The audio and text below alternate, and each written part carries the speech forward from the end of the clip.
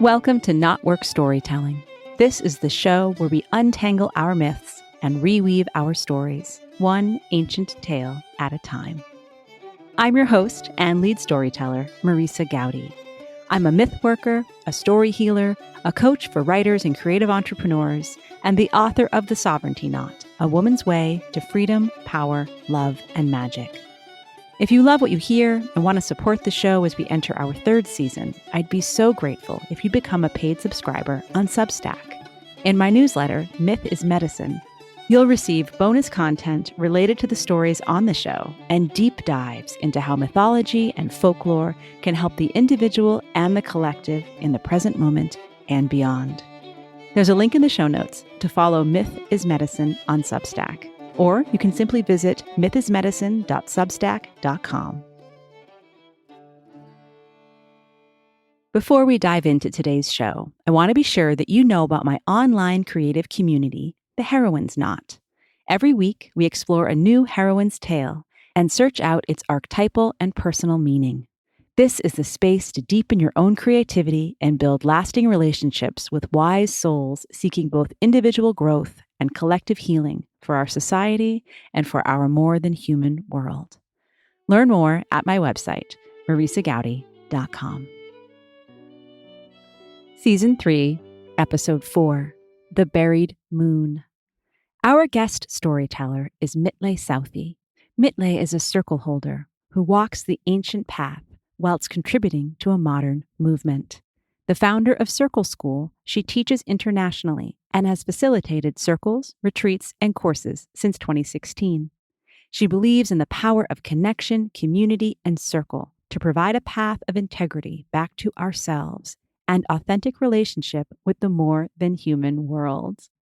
As a woman of British heritage, Mitle's circles and courses are deeply rooted in the old Western wisdom traditions and British native mythology. As a former lawyer, now learning the old ways, she is seeking ways to fracture the current systems that uphold oppression and is committed to increasing her capacity to hold diverse, inclusive, and safer spaces for those marginalized by those systems. When not in circle, she can usually be found out walking or in a cozy corner with a book and a cup of tea. One quick announcement. I'm offering a free workshop called The Gift of the Shapeshifter, how an ancient myth of transformation can connect you to the wild heroine within. I'll share a folkloric story of shapeshifting, and you'll have a chance to do some myth work of your own, reflecting on this age-old story of transformation and how it can help you navigate the changes of today and tomorrow. Join us for this free event held on March 1st and 6th. Get all the details at marisagowdy.com or check the show notes for details. Well, I am so excited to welcome Mitle to the podcast. I have been so grateful to have met her over Instagram, of all places, but we know that's where so many magical connections are made. As is our way on Not Work Storytelling, we first ask the story to speak for itself, and then we'll dive into all the ways that it still matters. So Mitle, will you tell us a story? Yes, thank you. I would love to tell you a story. And I'm going to tell you one of my favorite stories, or a retelling of one of my favorite stories. It is called The Buried Moon. And so we begin, as these stories often do. Long ago, in my grandmother's time, the fens was covered with bogs and great pools and creeping trickles of water. And as my granny used to say, long before her time, the moon herself was buried in these marshes. And I'm going to tell you that, just as she told me. So the moon in the sky shining brightly, just as she does now. And when she shone, she lit up the bogs and the marshes so that you could walk about almost as safe as if it was the daytime. And when she didn't shine, out came the things that dwelt in the darkness. And they went about seeking to terrorize people and to do harm. We called them the bogles and the crawling horrors, and they all came out when the moon didn't shine.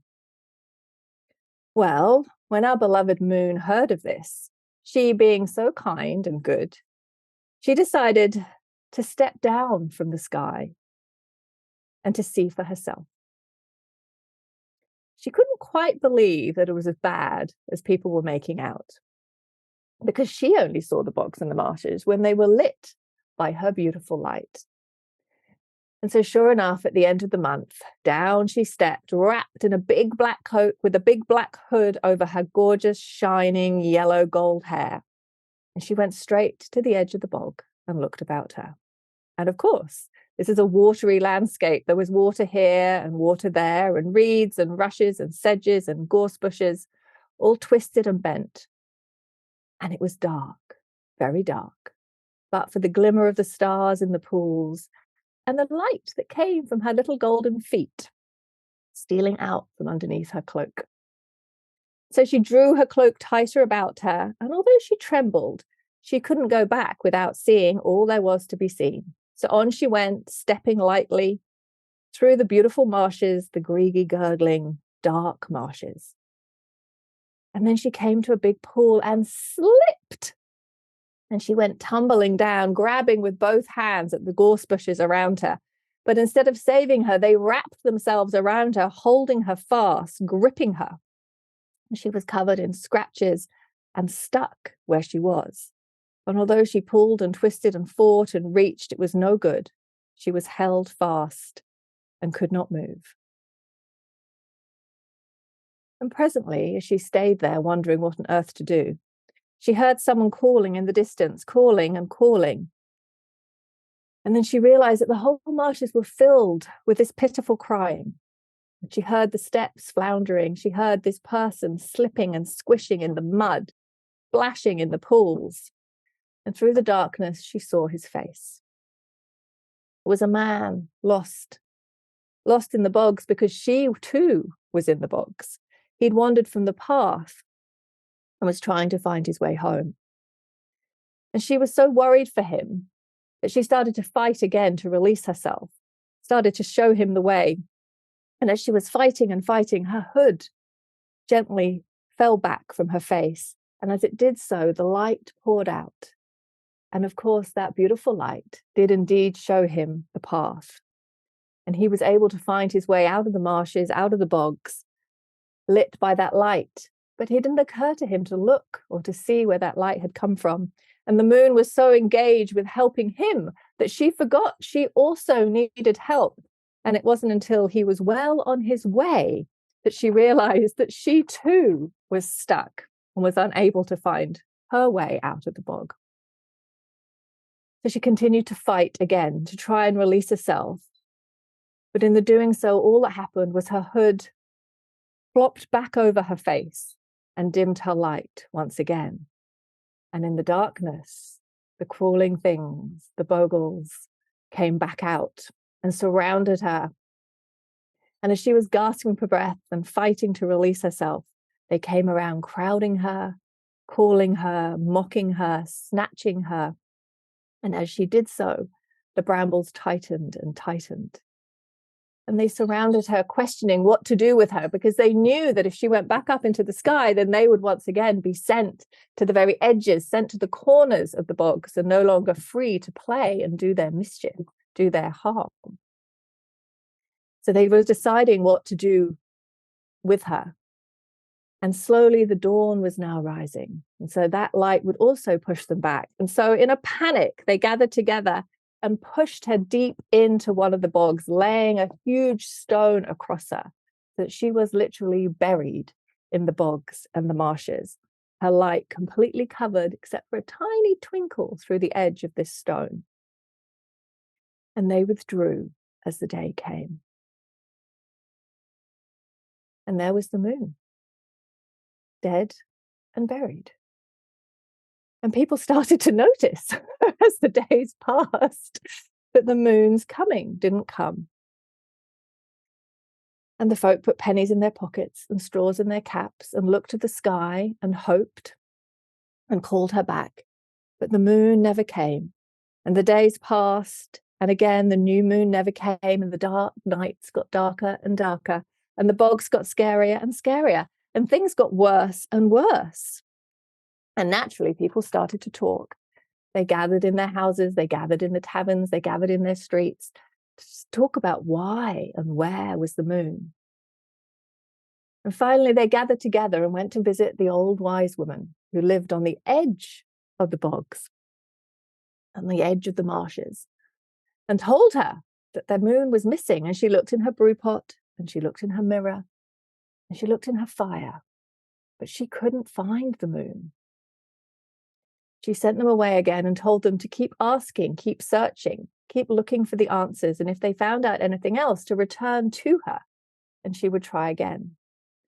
And so off they went, and once again, through the days and nights, they talked and talked and talked. And then one evening, in a tavern, the man who was lost on the bogs overheard this talking, because he lived far on the other side, and overheard everyone talking, and suddenly realized that this light that had shone so brightly and had shown him the path to return home was the missing moon. And so they gathered up and they ran to the wise woman's house to tell her this new information about what had happened and roughly where this may have been. And so once again, she looked in her brew pot, she looked in the mirror, she looked in the fire. And although she couldn't tell them exactly where they would find the moon, she could give them a pretty good indication. And so she charged them with heading out onto the marshy bogs just as the sun was setting. She told them to put a stone in their mouths and to carry a hazel twig. And they followed another woman of the village carrying a light. They followed her instructions exactly, and they came to the part where they saw this huge stone and realized from the little twinkling of the light at the gap that they had indeed found the moon. And so together they worked really hard, lifting and shifting and lifting and shifting. And finally, they managed to lift this huge stone, and the moon escaped in seconds and vanished back up to the sky, once again shining that beautiful light across the marsh and the bog. And so they returned home, having released the moon. And they say that even to this day, the moon shines brighter over the marsh and bog. Oh, Mitle, thank you for this story. There's so much here about the power of community, about what we notice and what we don't notice, and what we don't notice until it's gone.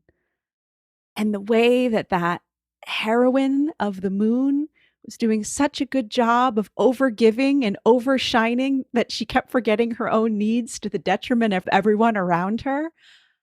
I mean, the moon's always so important to me in her cycles, and I speak to her all the time. But Sister Moon makes the most sense now after having heard your story, because I think that this tale is the echo of so many of us in our lives. Yes. Yes.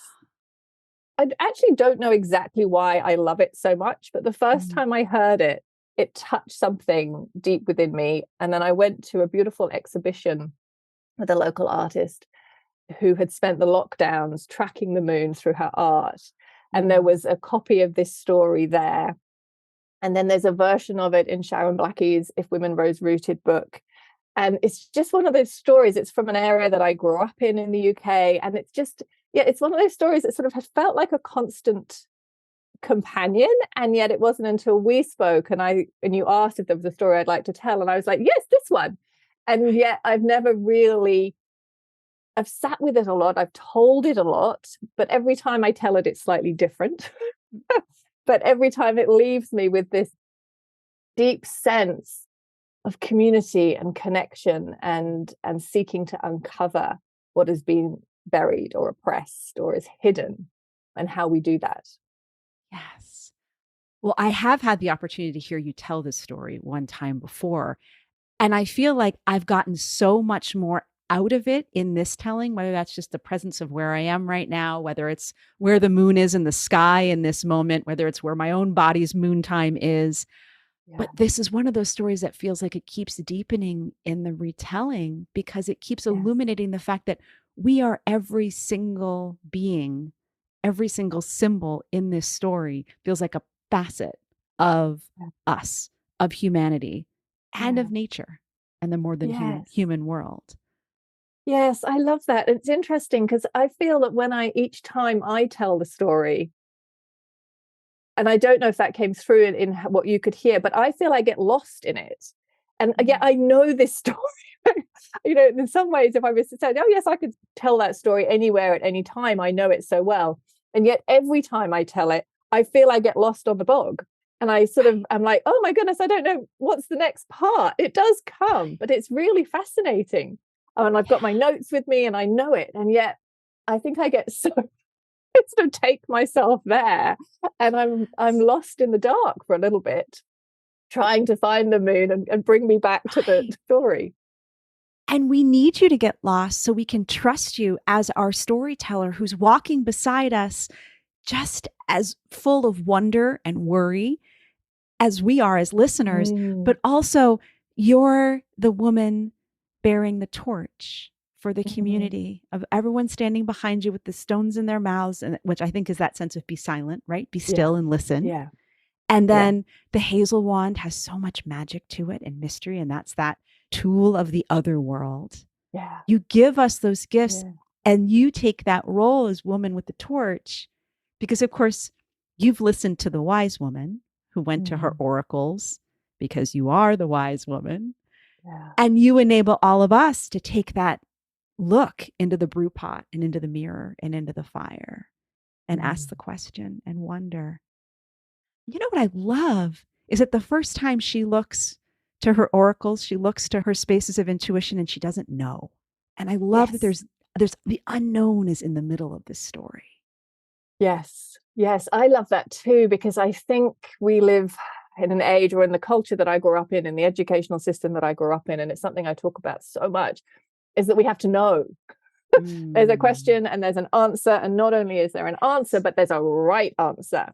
Right. And yet the spaces in which I work and explore is where actually the question is more interesting than the answer. And there isn't one answer. There may be several ideas or perspectives. There's so much in that. And so this idea of going to the wise woman and her just giving you the answer, when we look at our ancient fairy tales and folk tales from Europe, that's very rarely how it happens. You usually have to work for it.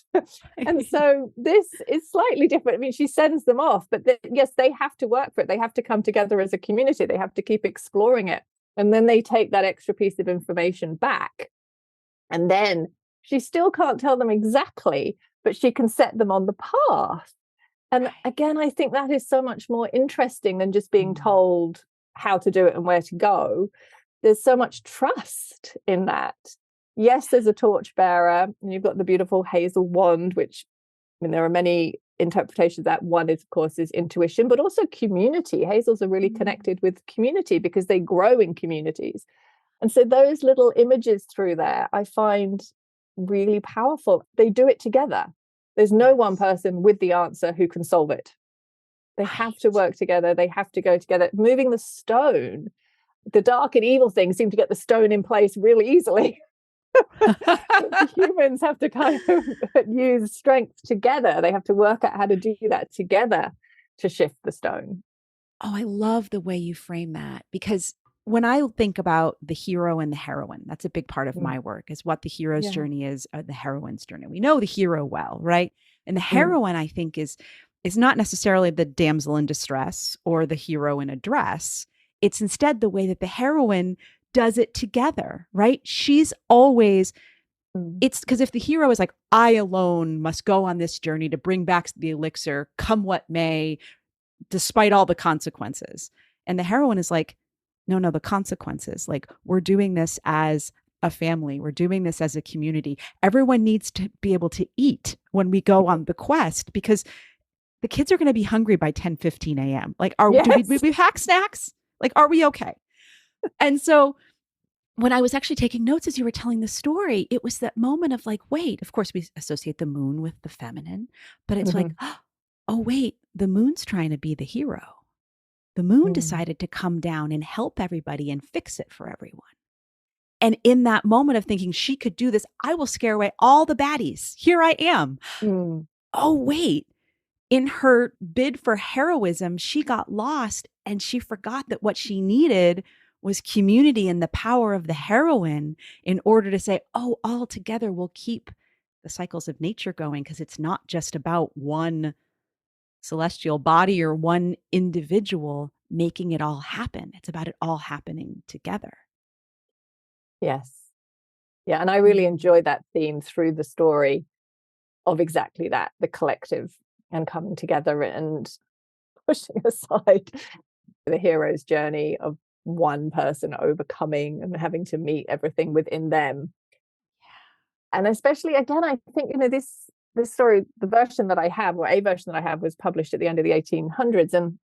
But then I look at the times we are in, and we still need to be shifting towards how do we work collectively? How do we work in community together? How do we support each other to thrive, as opposed to the individualistic societies that seem so prevalent, well, especially here in the UK. And so I love that. I think it's a real reminder that this is an ancient theme, right, that we are remembering and perhaps reclaiming. And there's that cliche of now more than ever, but Yes. I feel like that really fits here of like, no, really, the moon is buried now more than ever. How do we all come together and make mistakes and not know, and eventually just have to go down to the pub to get the story? Yes. I mean, I just sort of love that. Like, ultimately, it was like he overheard a conversation over a pint and he's like, oh, I have the answer. Because, of course, I don't think the answer was found in the pint. It was found in the community of coming together. Community. That says, and which, of course, right now in this moment, yes, we're semi post pandemic, but how do we start to come back together again? Those sort of community ritual spaces have become so much more scarce than they were even 3 years ago. Yes, that's so true. And I guess the reimagining then of what these spaces can look like, and how information can travel, and how it can be shared, and how it can be passed along, how we find things out. Mitlé, I love that, because, of course, the way news can travel. And for whatever reason, I decided to introduce us today in saying, I'm so grateful to have found you over Instagram, because that's not generally something that I mention, because, well, most of my guests at this point I have found over Instagram. But for whatever reason, that seemed something to remark upon. And that feels like that connects into just what you're saying in terms of how we have adjusted so well to getting information and building community in new ways. And I think it's also that question of, but what's been lost in terms of, well, who is down the lane and around the corner? Because certainly a lot of the people that I tune into as we think about the way our world may be changing over the next decades, local would become more important than it has been in a century, as we start to think about living closer to our land and closer to our communities, if this whole global network of transportation of food, goods, etc., doesn't work in quite the same way. Yes. Well, there's a conversation to be had. I think I am really fascinated by this. I'm really fascinated about how we gather. What does community mean? Because traditionally, I would say that community is in place. It's dependent on where you are in terms of the physical place that you're in, and those connections and those networks. And then we have had the incredible privilege of being part of this online world, which has brought so much wonderfulness into my life. But also, of course, there are many, many facets and sides and faces to that as well. And so I think it is a really beautiful space. And in my own work with circles, when I started, I was holding in-person circles in my local community. And before the pandemic, I had already started holding online circles. And I was not necessarily sure how they would work. I didn't know anybody else doing them. So I created a way to do that. And I like to do things, I like to go all in. So my first online circle was a 12-month circle, and you had to join for 12 months. And it was beautiful. It was such a wonderful learning curve and beautiful experience. And then the pandemic came. And of course, there was suddenly so many people had to pivot and see if they could reimagine their offerings. How could they work online during that time?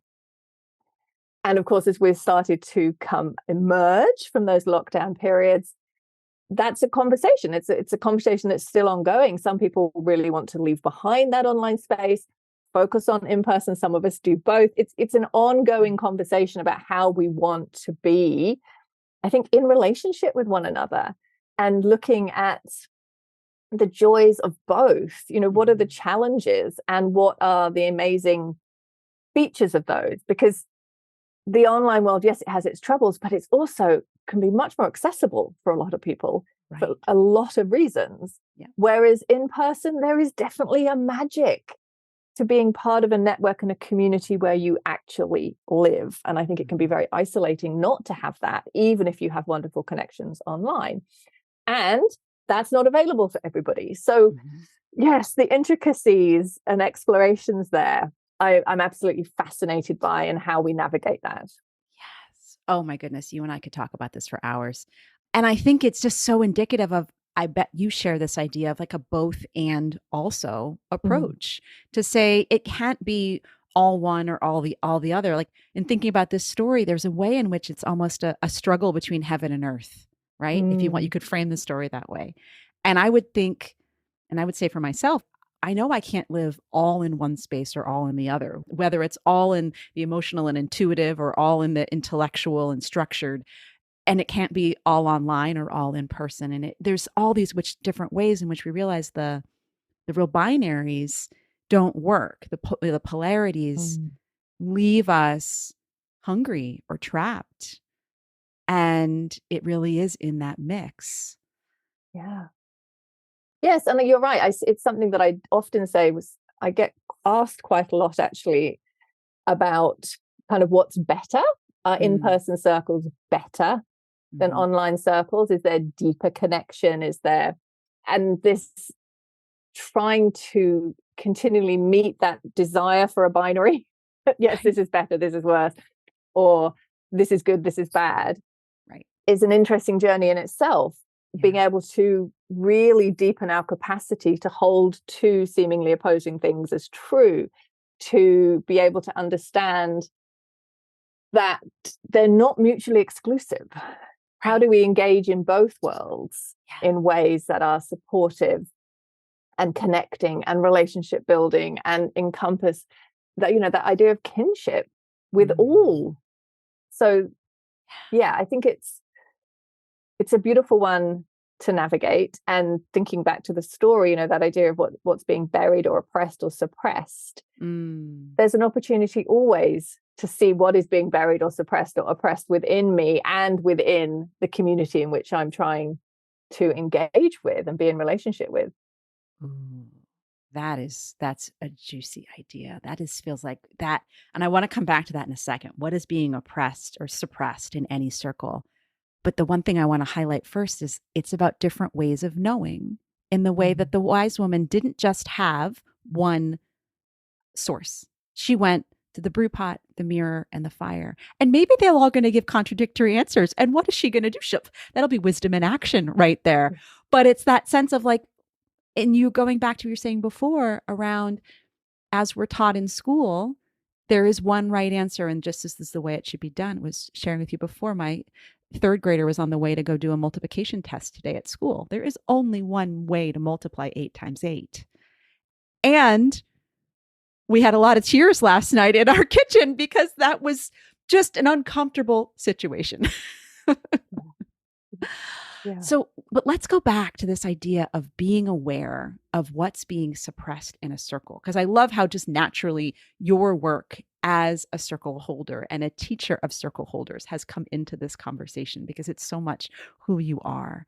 But take us into that, because that feels like much more of a juicy, interesting dilemma for you to help people solve than should it be online or should it be in person? What happens when you're in a circle and you realize what's not being said is every bit as present as what is?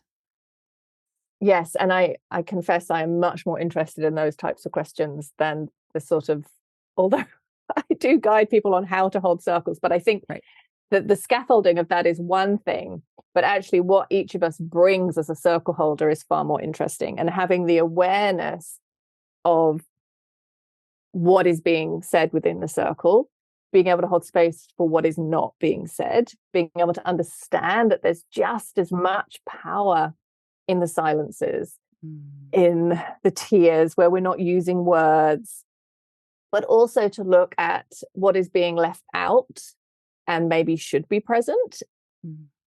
I know we can have debates about using the word should, but in terms of who holds the power in this place, who's being included, who's being excluded, perhaps what ideas are being included and what's being excluded. I mean, there's so many nuances and complexities to that, at looking at our circles, who we're serving, who we're inviting in, who we're excluding on purpose, who we're accidentally excluding because they haven't come into our awareness. And not just in terms of people and participants, but ideas and perspectives. What are we actually willing to hold within that space? Because we can write beautiful guidelines and we can talk about inclusivity and we can talk about places of no judgment, but we're human. So we are filtering all the time through our own lived experience, through our own values, through our biases, through those different levels of what we have already witnessed, what we have already seen, what we understand to be true. And so for me, one of the most powerful parts of gathering in circle is not to try and be without those, but to be with them and open more and see, can we open our hearts more? Can we open our willingness to meet different perspectives? Can we really listen to what each of us is sharing without projecting outwards? Can we acknowledge what else is out there that we may not have previously had space for? Again, I mean, I feel like every statement you make is like, and then we talk for an hour about that topic. Obviously, in the way that you said, your first circle was a 12-month commitment. I feel like that's part of your magic, is like a conversation that like might be a 12-month relationship. That's just the first stage. So, oh, wow. No, it's funny you should say that, because my circle training, which was 12 weeks, my certification course, and everybody who's done it has been like, could we do it over 12 months? Like, it's a lot, Mitlé. Right. I need 4 seasons of you. Yeah. But you see, that's interesting in of itself, because I've come back, Right. I love your reflection back to me, because it's something I very much come back to, that yes, I like to go deep and over time. And so when I first created some of my courses, and I do have short courses as well, but they're specifically created for that. But it was this idea, I bought into somebody else's idea that people just want to get it on, get done with it. Just come and do the course and then move on. And I think that these times that we're in, if anything, and I know this goes against the grain of what I've been reading recently, which is all about doing short courses and everything needing to be easily consumable. And I'm like, but isn't this the time that we really need deep conversations and long form essays and long form conversations to be able to listen to a couple of hours of people talking, rather than trying to get everything in 20 minutes. Right. And I feel that there's so much happening. There's so much for us to explore. There are so many layers that perhaps really there is a call. And this is one of the things we get to do in circle, because we have an extended time. Usually it's at least you're gathering for a few hours. And although still I'm in a Western culture, so we do have a time limit on them. I have read that in some Indigenous cultures, there's no time. The circle ends when it ends. And you know when that is. And I thought, oh yes, to really take circle medicine to where it would be amazing is exactly that. We gather until it's clear that the close has come, as opposed to trying to contain it. But the world that I'm currently in, it is contained within a time scale.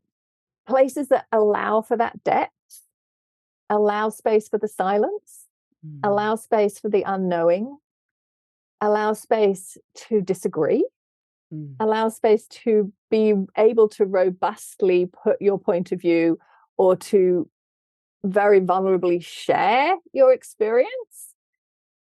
That really matters. I think that really matters today. And so there are, different forms that the architecture of circle can help with, I think, in so much at the moment.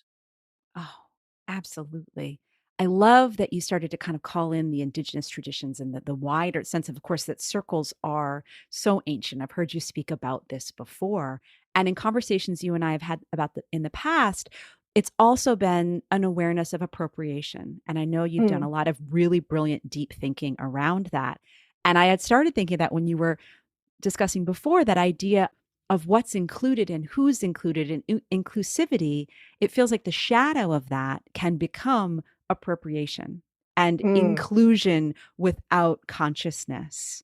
And so I'd love for you to talk a little bit more about that, because I adore the way, because it had been occurring to me of like, of course, you're bringing us to an ancient wisdom that was most likely, if it was indigenous, it was localized. And so the people we were in circle with, perhaps where we were in relationship with them for our entire lives, because we only had a settlement of 66 people. And so this idea of the modern dip it in, dip it out. Let's get together for 6 weeks and then I'll send you on your way, little duckling, and you will create your own flock.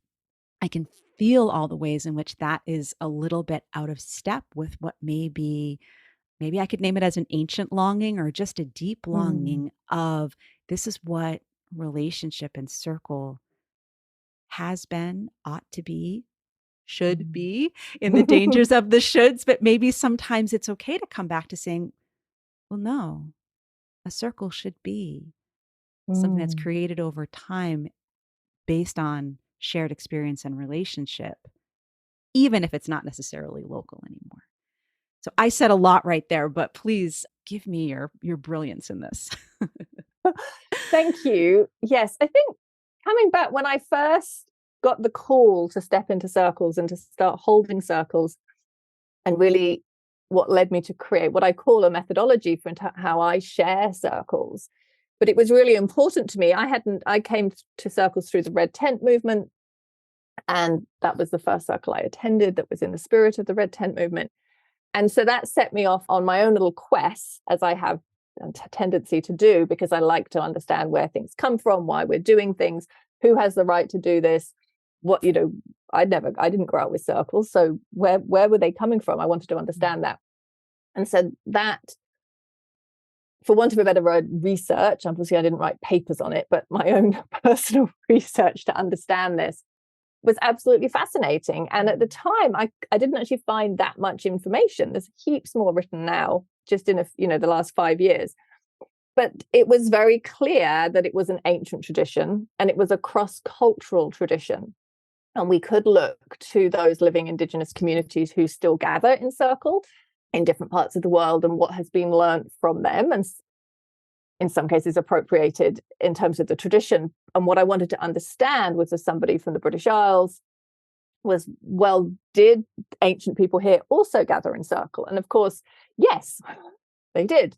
It's inherent in us as humans to gather in that way. And so looking at the myths, the stories, but also the archaeology findings, the evidence that we do have, the circle is a sacred shape, and it appears again and again and again. It appears again and again and again in the natural world, but also anywhere that humans have been, they have left evidence of gathering in circle. And there's evidence from artwork and the findings that they have, that they've gathered for ritual purposes, for ceremonial purposes, for celebrations, and for community governance as well. And so when we then look at living indigenous cultures that are still gathering in circle, we can see the reflections. And so what was really important to me was not then to go and take practices that I wasn't initiated into, that I didn't have cultural permission to use. And I wasn't a practitioner of anything in particular. So I kept wanting to really understand, well, what is the role of circle holder? How can I step into that role? What is it that I'm bringing? In its simplest form, therefore, we look at an intentional gathering.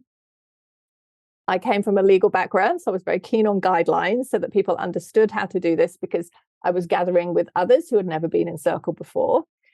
And so I wanted to root that in and honor all those who had come before us, who have sat in circle, and the information that was available from that, but also allow ourselves to reimagine, what do circles look like now in the culture in which I live?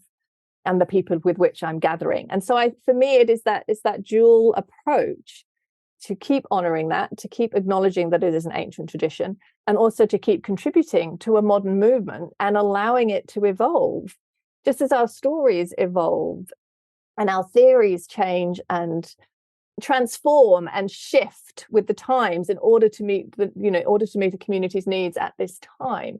And so I think that's really important. It's not either or, it's both. We can honor and also reimagine. Oh, wow. I mean, that's sort of our mic drop right there, in that sense of just thank you for taking us so deep into, well, it says once the ways which you opened up circles and all they can be, but you also gave us a definition at the same time, not to hem it in, but to instead give us an understanding of there is really something here that's worth examining and seeing as something unique and special, because so much of our world is built around straight lines and hierarchies. And you always give me that opportunity to really think about the sense of what we may do naturally in certain ways. Many women entrepreneurs, for example, who create groups do create circles intentionally and in some ways not so intentionally. And the way you offer that opportunity to slow and still and look within and look around is so remarkable and so beautiful and illuminated by the light of the moon. So as we close out our conversation, I'm just wondering if there's anything else either from the story that you want to highlight to bring in that didn't quite come to light. I feel like I'm still thinking about the moon with her cloak and her little golden feet poking out. That's just, there's something about this, the preciousness in the kindest use of that word that will just stay with me. And I love that. So I want to say thank you for that little image. It is. I love that image as well. I think the story, for me, one of the parts, I think, is because it's in the marshland, in the bogland, and those are traditionally considered those liminal spaces. And so I think it can be a really beautiful place to revisit, and to actually revisit in the dark, and to see what it is within us that is being oppressed or suppressed. And we can look at that from the big idea of the suppression of the feminine, the oppression of women. And there's in the traditional, in the old version of that, it's actually quite violent. I mean, she's held down and tied down and can't move, and they surround her and push her under and put this big stone on top of her. And I think just in terms of what's happening and unfolding here in the UK at the moment, particularly in regards to violence against women, misogyny, rise in misogyny, or uprise, but I mean, it's just more, it seems to be very prevalent at the moment in terms of stories and the patriarchal systems that we still live in, and how many people are harmed by that.